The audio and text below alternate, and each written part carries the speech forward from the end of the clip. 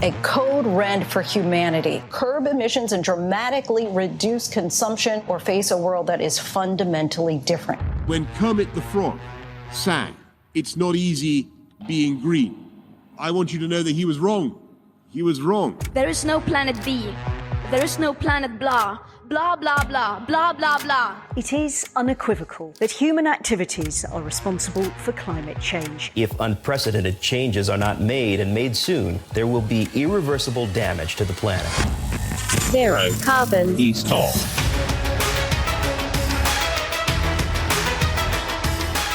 Hello and welcome to Zero Carbonista, Series 3, The Sky's the Limit. I'm Ian Collins. Another week, another news agenda and another budget from the Chancellor. But how well did he do on green-based issues? We'll come to that shortly. Our man with his own spreadsheet and impressive abacus, pondering over the salient details, is the green entrepreneur and environmentalist Dale Vince. Dale, morning. Yeah, morning Ian. How's things? All right, yeah. I did think maybe this is the week of all weeks, of all episodes we've done, that you might be giving the Conservative Party a house point.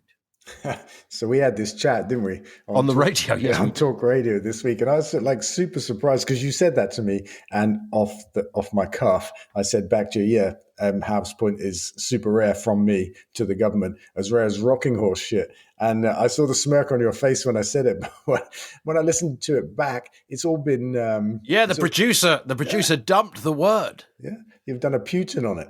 Yeah, you got censored me. You got Putin. I hadn't realised that. I just sort of smiled at it and thought, oh, that's quite funny. It's not just a word. It's not like bleeped out. I don't know if you've seen it back, but like... Yes, it cuts out and goes blurry, doesn't it? The vision. The vision goes, that's right. And the sound goes for like a whole sentence or something. So they got some technical gubbins they employ. You can't even work out what I was going to say. Like it doesn't say, rare as rocking horse bleep. Yes, that would be... I don't know why they've never somehow managed to modify the system so it just does that. And then, of course, what happens is listeners go, why are you editing guests? Because they also don't know what's been cut out. So that's right. Yeah, sinister. It's sinister stuff, isn't it? Yeah. It's usually when a listener libels somebody, actually. That's the main use of it. So because they don't realise they've libelled somebody, just speaking off the cuff. So, but it gets employed for when the S-bomb gets dropped as well. I had no idea that you couldn't say shit on the radio, didn't you? Yeah, well, I think maybe after 10 o'clock. But radio is curiously authoritarian in that stuff compared to television. Yeah, like a throwback to the Mary Whitehouse days. Correct. I've never quite understood it. It's never changed. In fact, arguably, it sort of got stricter. I have no idea why. But I mean, it's like something your old nan wouldn't bat an eyelid at, isn't it? Oh, my old nan, she was forever dropping the S-bomb. She couldn't stop herself. So what about it then? The budget, no VAT on solar panels, and you've been arguing this for years. Yeah. I mean, it's a good thing. I mean, hallelujah. This time last year, we launched a campaign with the Daily Express called Zero for Zero. And the title was to encapsulate the concept, which is zero VAT on anything that helps us get to zero carbon. Very simple, very logical, and super sensible, given that we've got legally binding targets as well as a massive imperative to get to zero carbon and avoid the climate crisis. But the government still slaps VAT on all the good things, and actually more VAT on good things than bad things, like you can burn coal at home and pay less VAT, for example. And Rishi comes out and says, not anymore, not on solar panels, not on energy efficiency equipment. And he ended with the word zero, which I thought was pretty cool. He didn't go for zero, but he's gone and done it. And a year ago, when we launched the campaign, we took it to the government and they said, nah, it's not going to make any difference. A year later, it makes a difference. But I like to think that, Boris Johnson is the man to whom VAT doesn't make any difference because he doesn't buy his own wallpaper. He doesn't buy his own wallpaper. So what do you know about VAT? Doesn't buy his own wallpaper. No, he knows absolutely naff all about VAT. That is absolutely true. So Rishi gets a kind of reluctant house point on the solar panels, but then the rest of it kind of turned to mess, didn't it? Really, because it's what are they calling him? The illusionist Chancellor. Because last year he put taxes up, and then this year he cut them back a tiny bit. And now he's claiming to be the Chancellor that cuts taxes, even though they're at they're higher under Rishi than they were for the entire time Gordon Brown was Chancellor. Yeah, and look, the least well off in our country did least well from the budget. You know, I mean, the bottom 50%, so it's not just a few people, the bottom 50% in terms of income are worse off, much worse off the further down the income brackets you go than people above that. You know, 2 out of every £3 that he gave away, inverted commas, went to people that are earning, you know, much more. It was a terribly wasted opportunity to help people that are truly facing hardship. And, you know, energy bills aren't even biting at the moment. They go up on April the 1st, then they go up again on October the 1st, by which time they'll sit at £3,000 a year, 3 times what they were last October. And there are just tens of millions of people that are going to struggle with that. He refuses to have a windfall tax, which would be a very good way to pay for that. You know, he borrowed a small car, didn't he, and set up a photo shoot of him filling it up with petrol to boast about his 5p knockoff of the duty on what kind of utter turnip in his department said, here's a really good idea, Chancellor. Well, what we're going to do is, I mean, okay, I don't think we were expected to believe it was actually his car, but it was just a bit stupid. And then he went in the petrol station and tried to pay for a can of Coke as well. And that all went a bit pear-shaped. Somebody somewhere came up with that idea and implemented it. They should have given him some training in the real world, shouldn't they? This is a garage. This is how you pay for a can of Coke. Yeah. This is how you buy bread. You know. I imagine him looking across and seeing Haribo and the Psycho music playing, him thinking it was like, what the hell is that? Where am I? Where am I? Some kind of TARDIS situation for Rishi.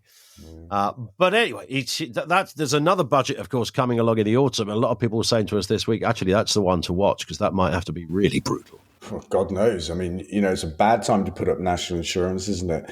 And I mean, it's unbelievable that we can't have a windfall tax. I mean, the excess profits in the North Sea now are probably standing at 50 billion. That money is coming out of the pockets of ordinary people in the retail sector when it comes to paying the retail energy bills. What I'm trying to say is there's a wholesale windfall profit at the cost of the retail end of the market. Government should do something about that.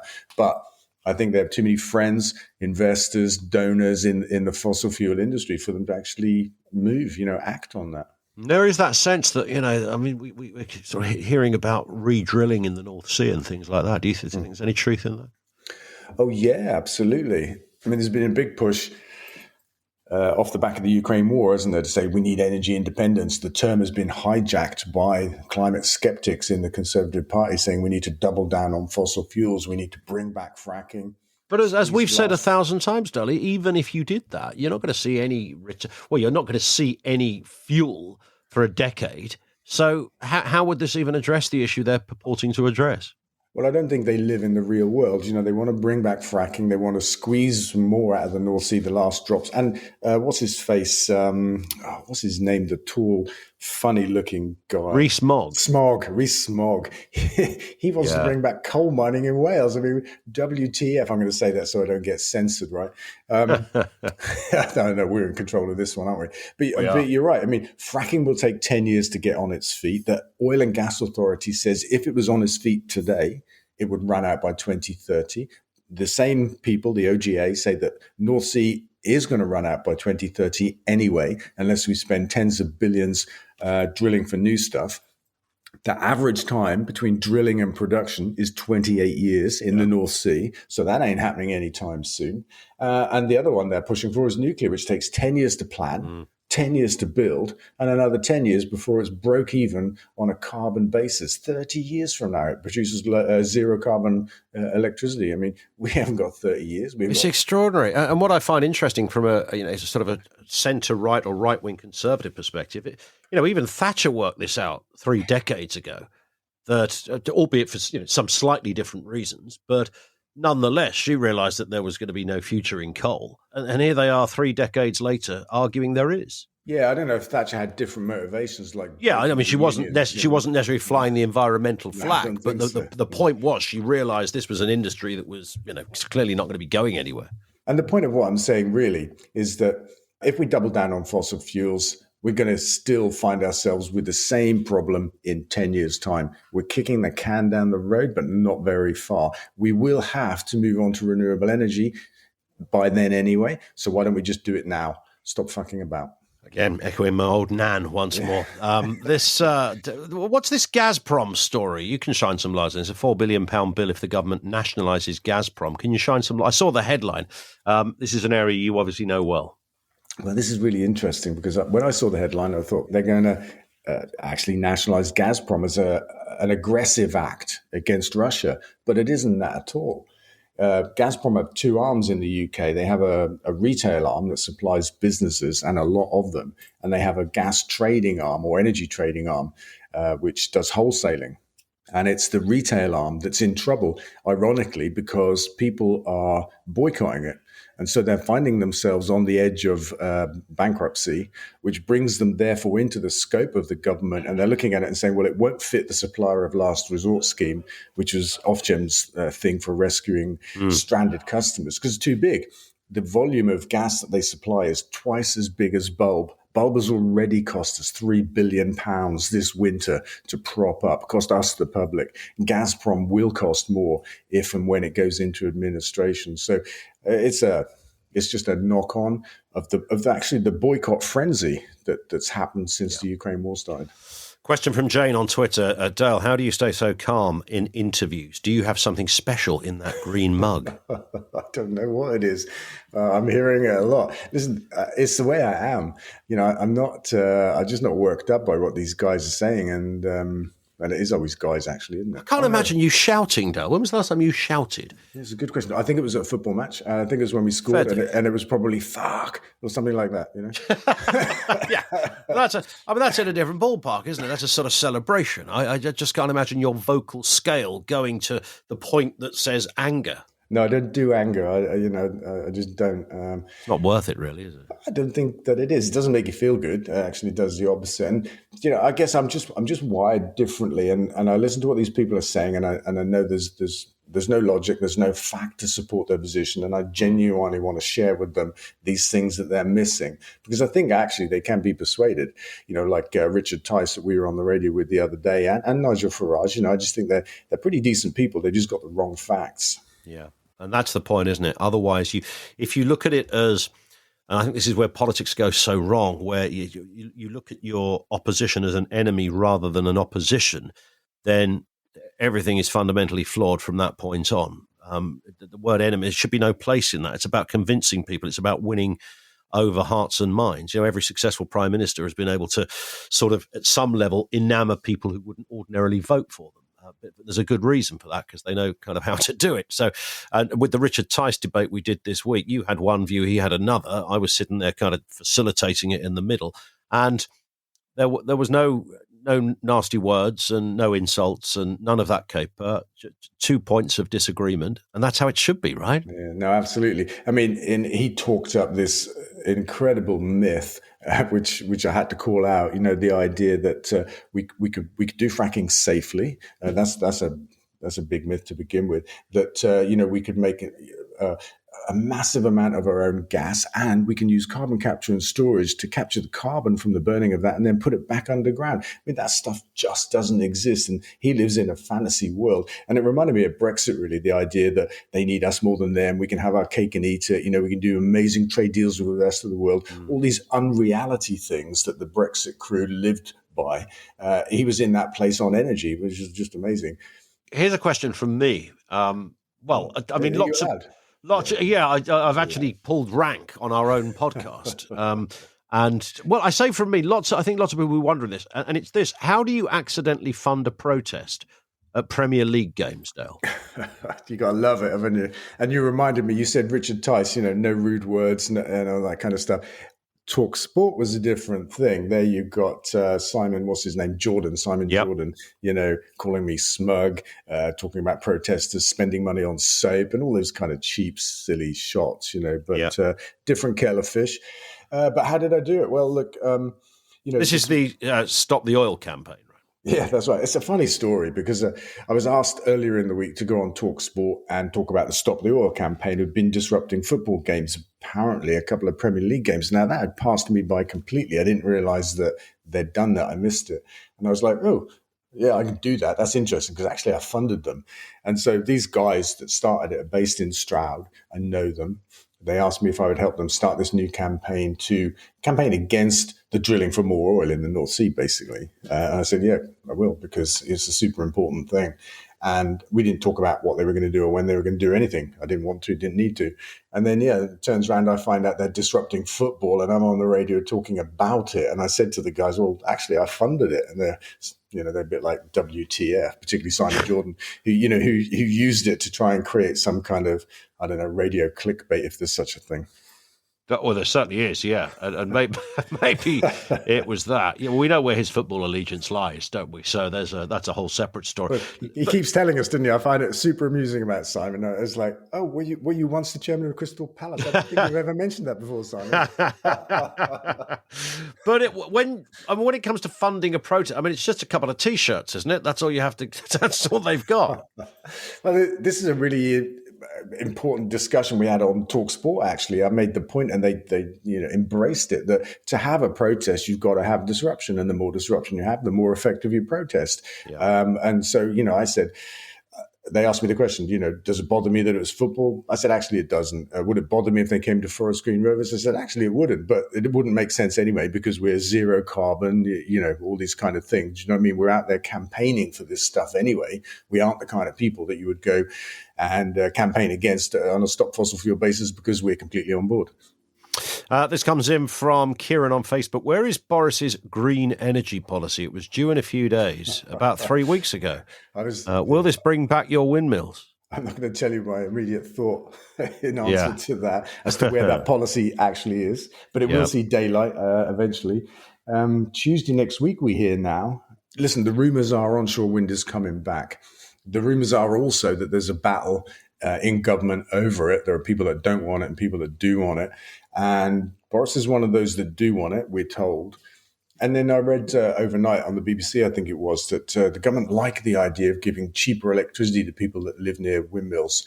And they're thinking of rolling that out nationally. And it's such a half-assed idea. Every wind project is owned by a different energy company. And you can only give a discount if you're signed up to the right energy company in the right location. And I know there's all kinds of things wrong with it. But at the moment anyway, windmills, wind farms give money to local communities. There's a formula set per megawatt. It's many thousands of pounds. That's been going on for a long time. So that local community benefit is already there. The government probably just don't know that. I was going to say, because there was a separate story on specifically that point, low energy bills for those who live near wind turbines. I mean, how do they measure that? How near do you have to live? Underneath it? What's the deal? That's right. And then you're going to need a smart meter anyway, because it's very much a time of day thing. Or certainly the scheme that they were talking about copying, which is an octopus scheme. But it's pure PR, the octopus scheme. They'll give you a 20% discount when the windmill starts to turn. It's like, what's that about? Come on. But Octopus are masters of that, actually, creating the illusion of something. Maybe they're friends of Rishi. So if we so anyone new to this podcast and these kind of issues, Dale, if we just put lots of onshore windmills in all the strategic and correct places around the country, with that alone, could we power everything? 4 times over. So the next question is, why don't we do it? Well, that's the question. So we'd have none of these questions about gas and electricity and rising bills if we did that. No, that's right. If we were energy independent and we made our own electricity and gas, because we can do both here from renewables, we also would have to disconnect ourselves from the global pricing of energy, but we could do that because we wouldn't be in the market for fossil fuels. Then we could have energy bills that never went up. We could eradicate fuel poverty. They would be super low as well, by the way. The cost of wind and solar right now, we were working it out today, updating our numbers, is between 4 and 6 pence per unit of electricity. New build, not existing, but new build. The cost of new build gas is 9, but that's going up to 13 in the next 3 years, while the cost of wind and sun is going down from between 4 and 6. So it's super cheap stuff. So we can have lower bills that don't go up. We can eradicate fuel poverty. We can be disconnected from whatever's happening in the world around fossil fuel supply and angst and all that kind of stuff. How long would it take to get all that infrastructure up? If let's say theoretically, they said, okay, we're going to go with Dale's plan, and that is let's get wind in all the right places on an industrial scale. What's the kind of time frame to do that effectively? We could do it in 10 years. We Wow. could get to 100% green electricity on the grid in 10 years. And I think we could get to 100% gas as well. We've got all of the technology. We've got enough resource in terms of wind, sun, and grass to make gas. And actually, we've got the money, because pre-crisis, we were spending £50 billion a year bringing fossil fuels here just to burn them. It's a single-use fuel. That's £1 billion a week. Right now, we're spending more, like 200 billion a year, 4 billion a week. And that's going to carry on for a couple of years. But if we took the pre-crisis budget of 50 billion quid and we spent it for just 2 to 3 years on renewable energy, we can get to 100%. But it would take 10 years to build it, so we haven't got to spend it all at once. We can spend it over a 10-year period. I was just wondering whether politicians are just a bit scared to take the plunge. Your argument on this, you're not alone. There's lots of other people agitating and campaigning for this. But I just wonder whether over there in Whitehall, they just think, well, would it really? Could we actually get like free electricity across the whole country via a windmill? Are they scared? It's a no-brainer, right? I mean, it's literally a no-brainer. I think it's a big change to move away from fossil fuels into renewable energy. I think they're quite comfortable when that big change is coming over a big time frame. There's lots of talk about transitions to 2050 and stuff like that. I think they like that. I think the fossil fuel companies encourage that. People like Richard Tice encourage that with this narrative that gas is a transition fuel and carbon capture and storage can take away the problem of carbon from fossil fuels, and therefore we can carry on using it. And the government kind of cling on to that to a degree. I think it is a big change, a radical one, and the climate crisis always looks like a very distant threat, doesn't it? Whereas the war in the Ukraine is right in our faces, and look how we reacted. The government are talking about is turning down our thermostats and doing things to reduce gas consumption. Hallelujah. Why aren't we talking about that in the face of the climate crisis? It took a war in Europe for the government to contemplate bringing onshore wind back. I mean, what's going on with that? Daniel Holt, emailing zerocarbonista@ecotricity.co.uk, says, heard you on TalkSport with Simon Jordan earlier this week. I then Googled you, and now I'm listening to the podcast. It's the best thing Simon's ever done. There you go. Well, even better than being chairman of Crystal Palace, obviously. Yes, yeah. We're just going to say that because not everybody knows that he was chairman of Crystal Palace. He doesn't say it very often. We should make that. Make that point. Was it Crystal Palace she was chairman of, wasn't it? Yeah. I think he mentioned it. Yeah. What about this, Dale? Birds now laying eggs up to a month earlier because of climate change. That ain't supposed to happen. No, it ain't. I mean, there's all kinds of stuff happening out there in the natural world, in nature, as a result of the change in the climate that we brought around. I mean, was it Richard Tice yesterday that said that there'd always been climate change? Did he say that? And it wasn't a threat? I think possibly. The climate always changes is the whether it was Richard or somebody else, but the argument is always the climate always changes. I think it's been hotter years ago. That's the one. That's right. No, I think it was him. Yeah, and it's not a threat. I'm sure it was him. Madness that people believe that. In the face of it. It was him, because on your show I was talking about, of course, yes, it was. The droughts, the floods, the climate refugees. There'll be tens of millions of them. The food shortages. The record temperatures. I mean, there were temperatures last year in the world that were so hot that human life can't exist. That those 40-degree wet bulb temperatures that were theoretical and we thought we'd never see them, we saw them, and you physically can't live in that environment. I mean, that's coming. Final one for Marie on Twitter. Dale, you've not released a T-shirt for ages. Are you planning anything when Forest Green Rovers get promoted? Wow, you must be like psychic or something, because I had a conversation this week with one of my sons who's graphic designer. He's thinking about T-shirts, and I was like, oh, well, I've been thinking about a T-shirt. So, I think we will. You could have on the front, Simon Says, and on the back, I was chairman of Crystal Palace. We could do that. That would be an unimportant T-shirt, but we could do that for a bit of fun. I like it. Dale, have a great week. We'll speak in 7 days. Yeah, nice one. See you later, Ian. See you later. That's it for this episode. Don't forget, of course, you can follow this podcast from your podcast provider so that you get each new episode automatically. Leave a review there as well. Really important bit, follow Dale on social media, twitter.com/DaleVince. Facebook.com/DaleVince.